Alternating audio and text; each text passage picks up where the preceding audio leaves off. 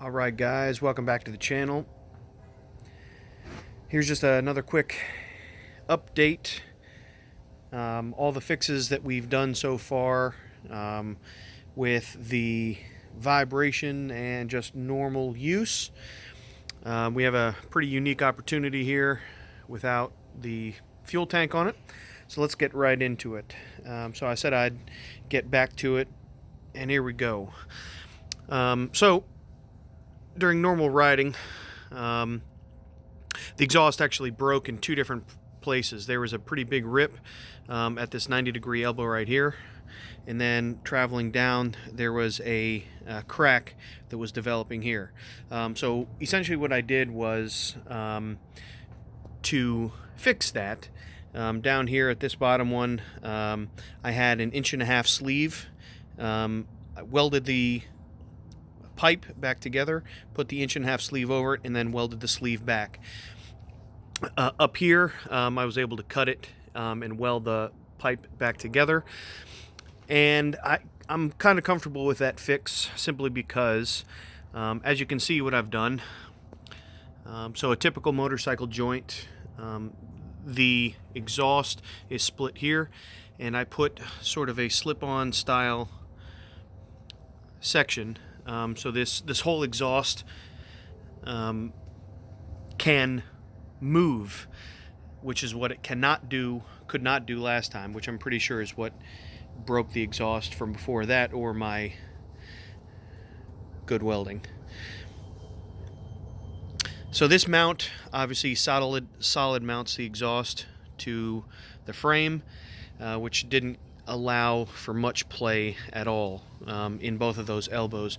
And obviously, as I was explaining before, the torque of the engine sitting like this, as it winds up, you're going to have increased load on basically the entire thing. So real quick, moved around the other side. So the biggest fix over here is the bracket that I built. So previous what was on here was an M8 by 125 grade 8 bolt. I have since increased that to a 3/8 bolt. It's the only SAE part on this entire motorcycle. So it's considerably bigger. It's almost an entire millimeter bigger than the M8 bolt that was there before. So hopefully it will, not break or bend this time, but we'll see. Who knows?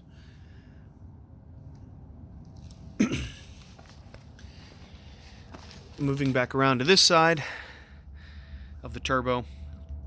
So I've run this motorcycle quite a few times since the studs have come out.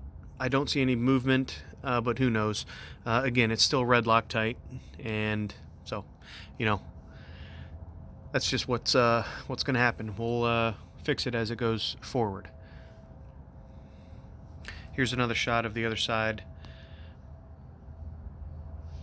So I ended up just welding two little steel tabs on both sides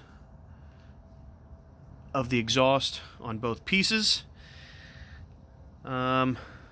It seems to be pretty strong, so we will see.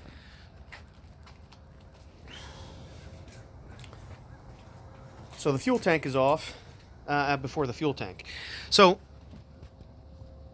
the horn is not dangling anymore. So if you can see down in there, what I did was I welded a piece of 3/4 inch width by 1/8 inch thick to the back of it, welded it all back together, and that should hold it for forever and until it breaks again.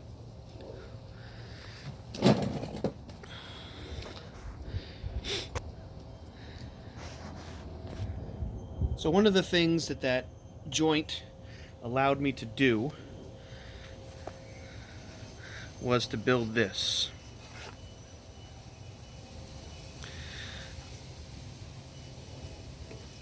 So this is just another slip-on pipe. that will connect to that joint via the springs, and we'll dump. We'll have about that angle to it. It's obviously considerably louder, but I wanted the option. It sounds decent, and so we'll see. Now my hands are all going to be jacked up from the glass fiber. So for those that are wondering, the fuel tank is off for this reason. So I had a pretty bad fuel leak.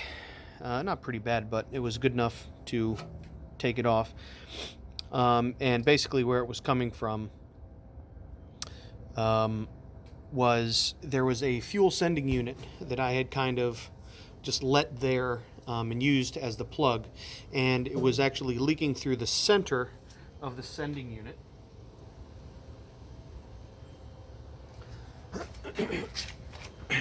It was leaking through the center of the sending unit.